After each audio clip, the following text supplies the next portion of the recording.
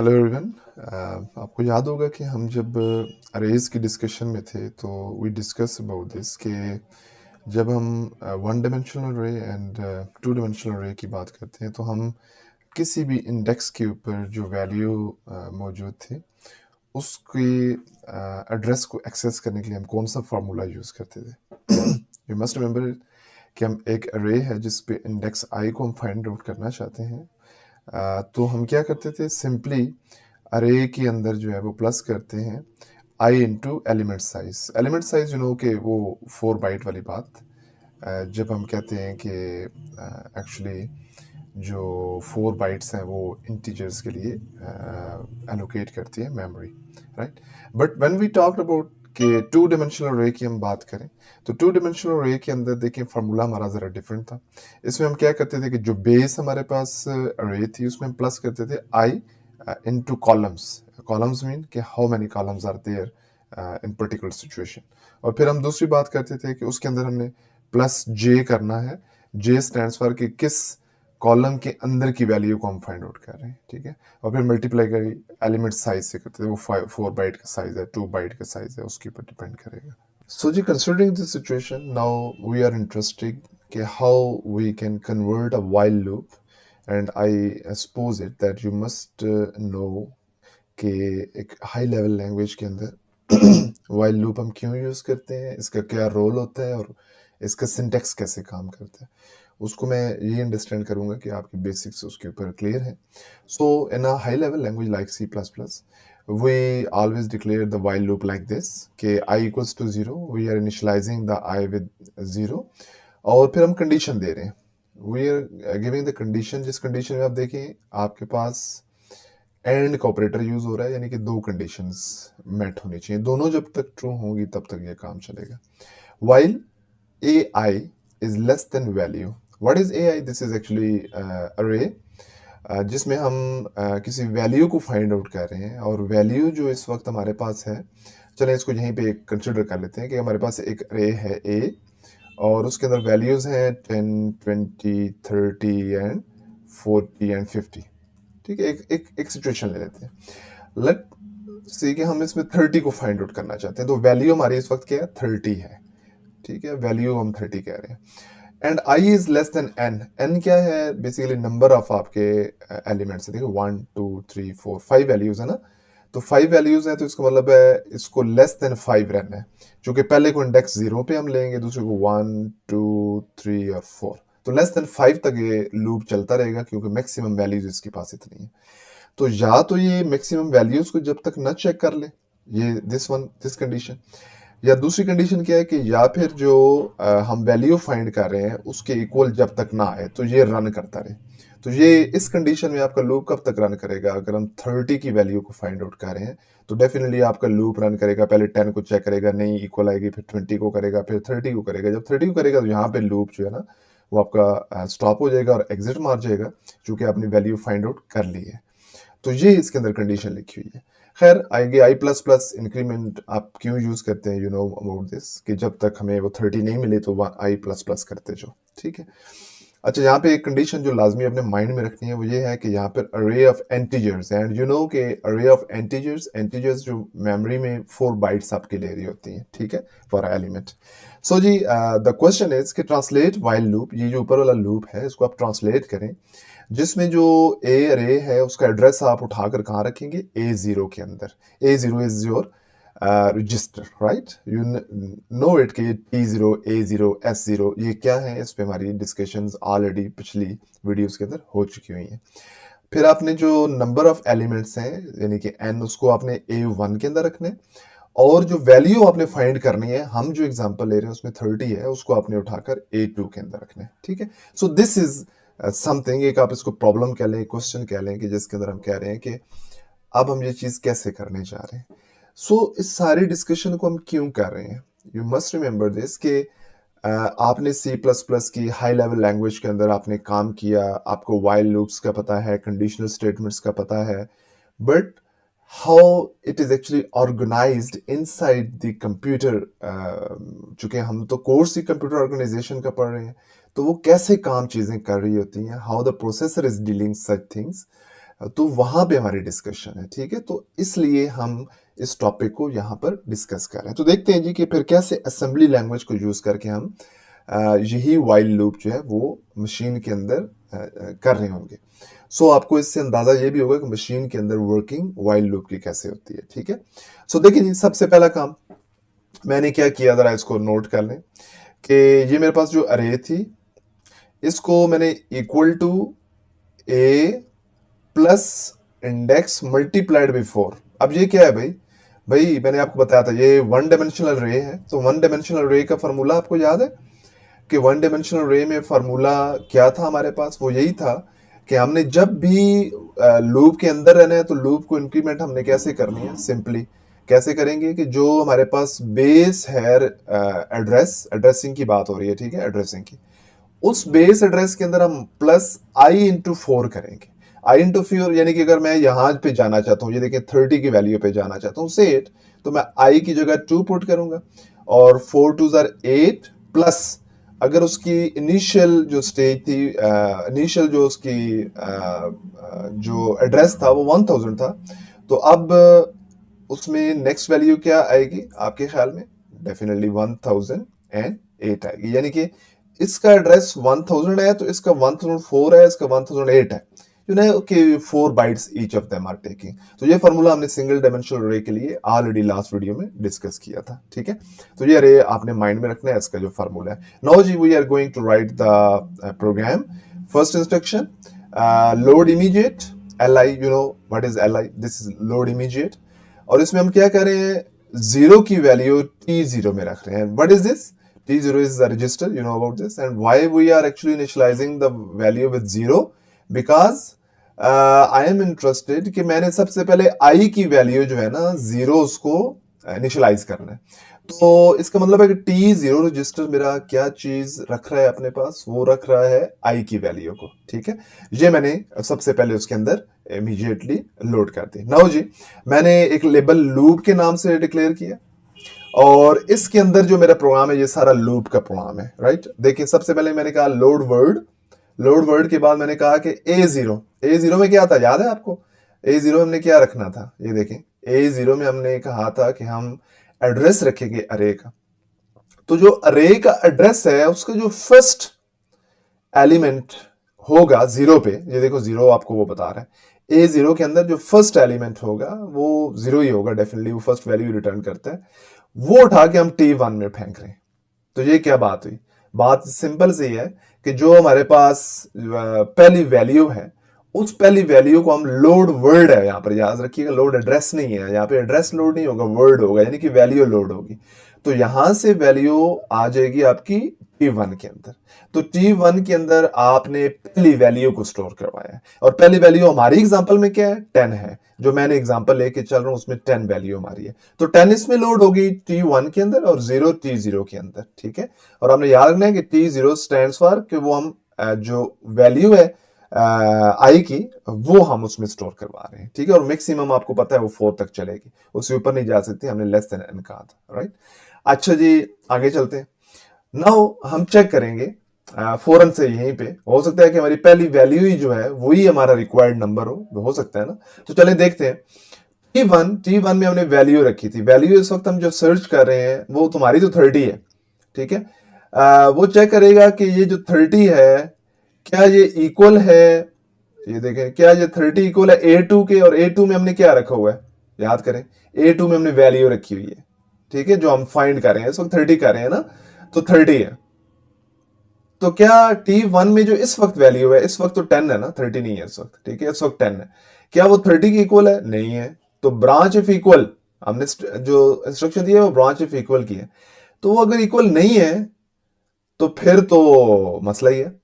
लेकिन अगर इक्वल होती तो ये एक और लेबल डन हमने दिए हुए, देखिए उसकी तरफ प्रोग्राम आपका लूप निकल जाता, बाहर निकल जाता और डन की तरफ चला जाता। वो डन नीचे क्या है ये देखें, ये हमने डन लिखा हुआ है, ठीक है, यानी कि लूप से आप बाहर निकल आएंगे और यहां डन से आगे जो भी आपने फर्दर इंस्ट्रक्शन देनी है वो आप देंगे। लेकिन यहां पर अगर हम अपनी एग्जांपल में जाएं तो पहले वाली वैल्यू इस वक्त आपको पता है 10 है, तो 10 और 30 तो इक्वल ना हुई, इसका मतलब वो डन में नहीं गया। तो डन में नहीं गया तो फिर नेक्स्ट इंस्ट्रक्शन इसकी क्या है, लूप की, आप चेक करें। अब वो दूसरी कंडीशन भी चेक कर रहा है, दूसरी कंडीशन याद है ना, 2 कंडीशन हमने देखी थी। न सिर्फ यहां पर हमने दूसरी कंडीशन क्या है, ब्रांच इफ इक्वल, और इसमें हमने क्या है, T0 को चेक करना है। अच्छा, T0 में क्या था, याद होगा आपको, I की वैल्यू थी, वो A1 की इक्वल हो चुकी है, और A1 में क्या था, मैक्सिमम नंबर n है, और वो आपको याद होगा हमारे पास वैल्यू 5 है। तो वो ये भी चेक करेगा कि इस वक्त T0 की वैल्यू क्या है, इस वक्त तो उसकी जीरो वैल्यू है। तो जीरो वैल्यू है वो T5 में जो वैल्यू है वो, सॉरी, जो A1 में वैल्यू है वो 5 है। तो अभी ये भी इक्वल ना हुआ, इसका मतलब अभी ये डन में नहीं जाएगा। दोनों डन की कंडीशन इसकी नहीं हुई, लिहाजा अब हमारा जो प्रोग्राम है वो नेक्स्ट इंस्ट्रक्शन को करेगा। नेक्स्ट इंस्ट्रक्शन में हम क्या कर रहे हैं, सबसे पहले हम i प्लस प्लस कर रहे हैं, यानी कि इंक्रीमेंट कर रहे हैं। ये देखें, T0 जो मेरे पास था, T0 से हमने, हमारे पास क्या था, याद है आपको, T0 में हमने रखी थी वैल्यू 0, यानी कि i की वैल्यू, उसमें मैंने 1 प्लस किया, ये देखें 1 प्लस किया T0 में, और न्यू जो वैल्यू होगी, यानी कि मेरे पास अब आ जाएगी 1। 0 में 1 प्लस किया तो 1 आ गया, वो T0 में अब आपकी वैल्यू अपडेट होगी 1, तो आपकी इंक्रीमेंट होगी भाई 1। उसके बाद आपने ऐड क्या किया, आपने A0 के अंदर, याद है आपको A0 क्या था, A0 के अंदर आपने 4 को प्लस किया और उसको उठा के A0 में रख दिया। अब A0 फिर वही हमारे पास वैल्यू है, ये देख लें, ये वाली A0 की वैल्यू।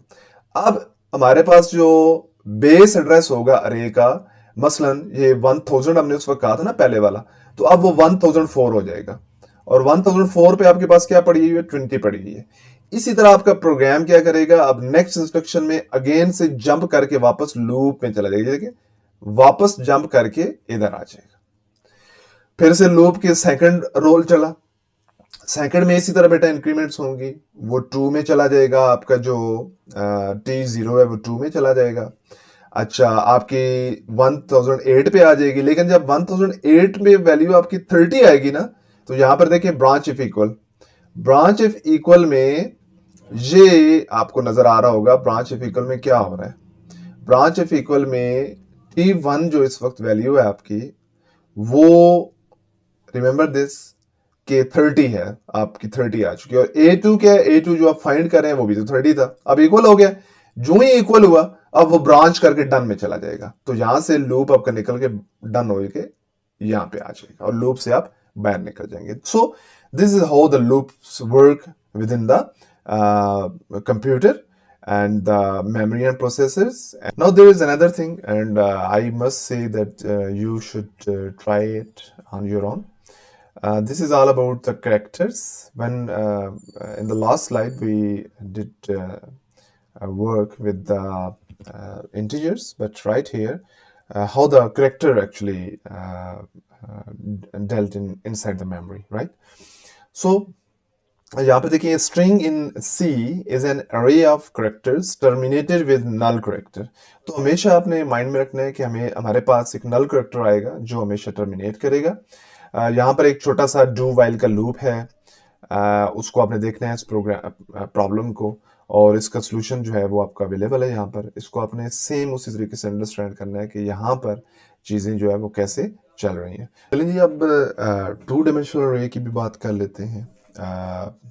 सी plus plus high level language के अंदर इस चीज़ के बारे में आपको पता होगा। जब हम रन टाइम पे मेमोरी एलोकेट करना चाहते हैं इन द हीप, हमने लास्ट टाइम ऐसे इसको थोड़ा डिस्कस भी किया था, तो इस तरह का आपको कंस्ट्रक्टर्स के वाले से आइडिया है।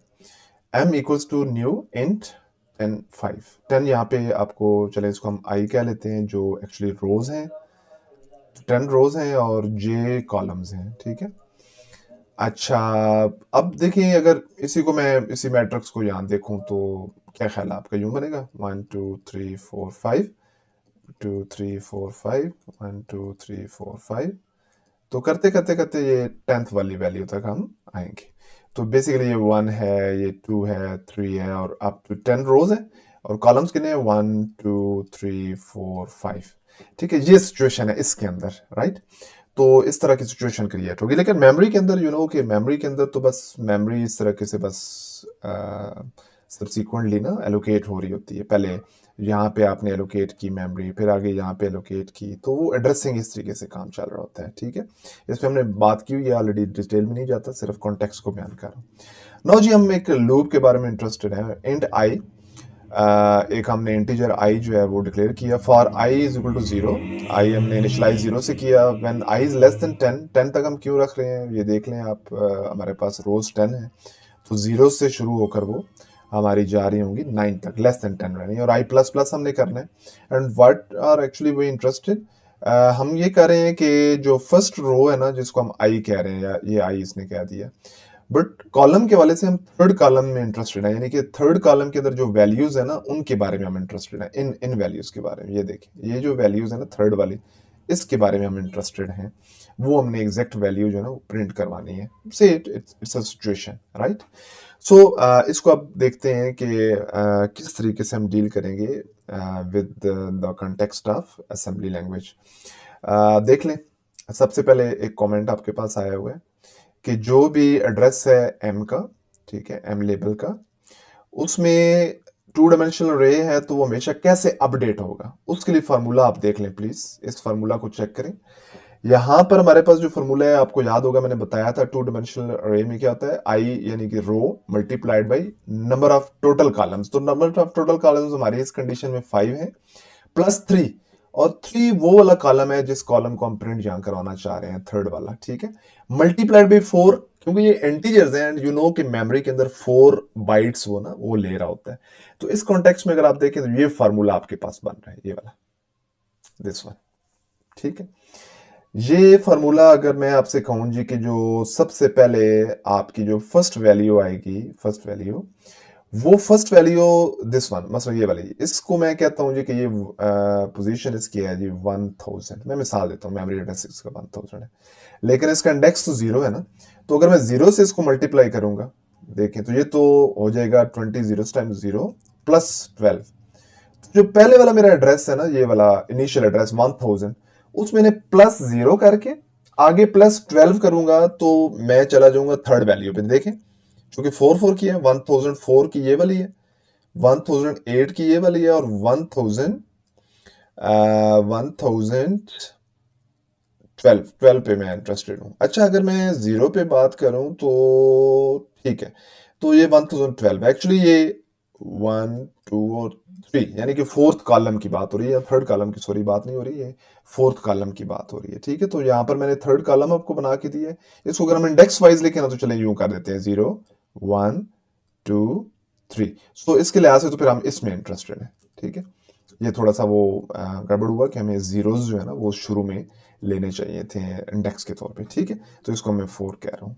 नंबर ऑफ कॉलम्स 5 ही है, लेकिन इंडेक्सिंग में मैंने कर दी है, ठीक है, आसानी के लिए। चलें जी, अब नेक्स्ट जो वैल्यू आपकी प्रिंट होनी है, आपका क्या ख्याल है वो नेक्स्ट प्रिंट कहाँ पे होगी? फर्स्ट वाली तो यहाँ पे 12 पे आ गई ना, यहाँ पे इस जगह पर।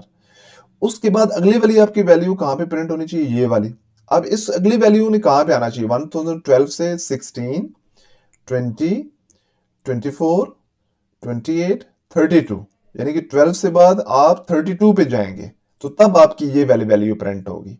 अच्छा ये 32 क्यों जाएंगे? क्योंकि आपको ये फार्मूला चेक करें, इंडेक्स आई होगा तो मल्टीप्लाइड बाई 20, 20 प्लस 12 30, और इंडेक्स जब 2 होगा, यानी कि इधर अगर हम इसको चेंज करते हैं, नेक्स्ट रो में हम चले जाते हैं, तो वो आपका 2 आ गया, ये वाला 2 आ गया, मल्टीप्लाइड बाई 20 तो 40 प्लस 12 52 आ गया।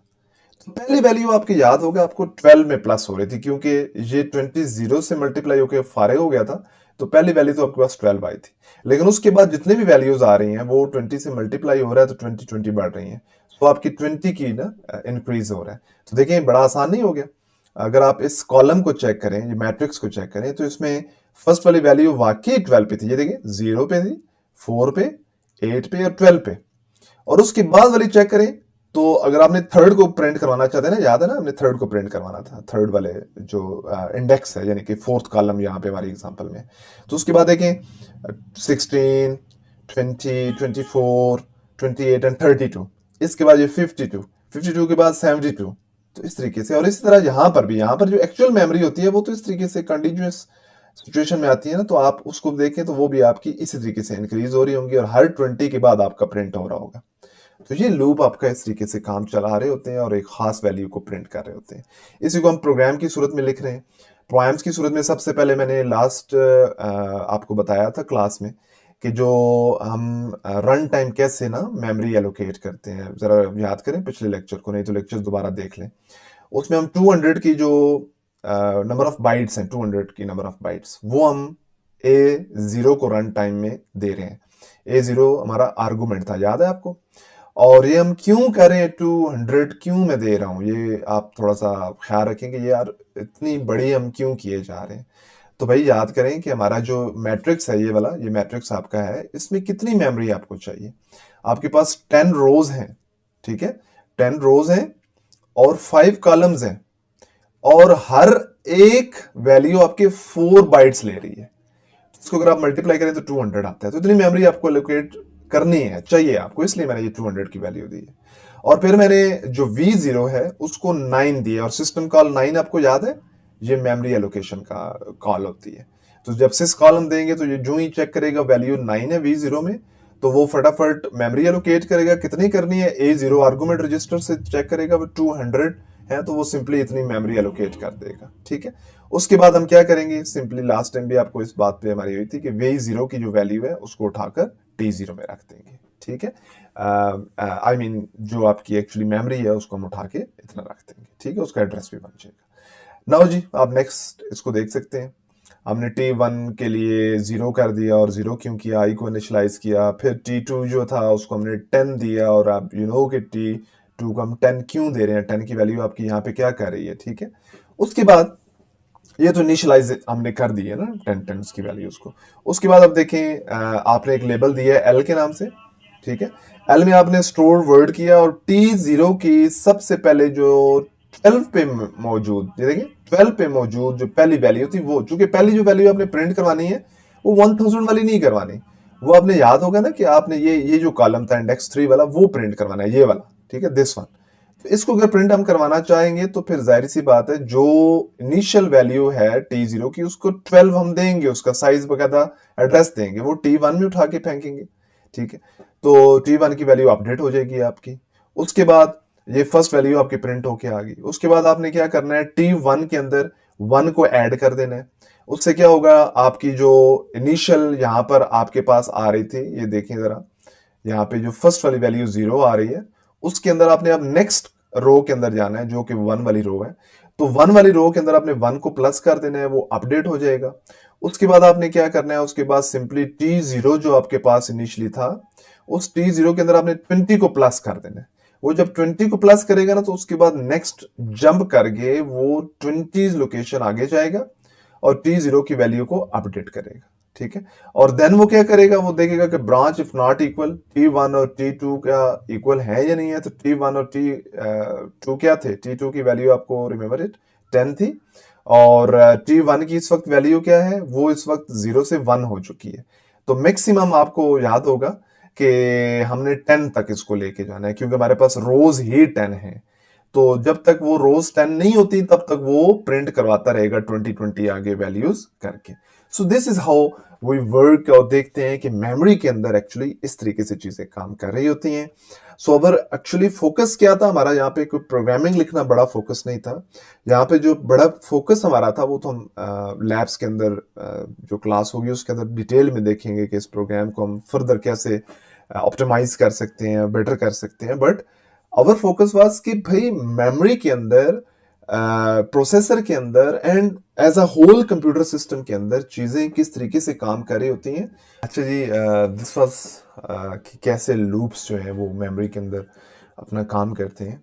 अच्छा, अभी एड्रेसिंग मोड्स में आपको देखना बड़ा ज़रूरी है, और आप मेरे ख्याल में आपके काफ़ी हद तक माइंड जो है वो डेवलप हो चुका है कि how the addressing modes actually work.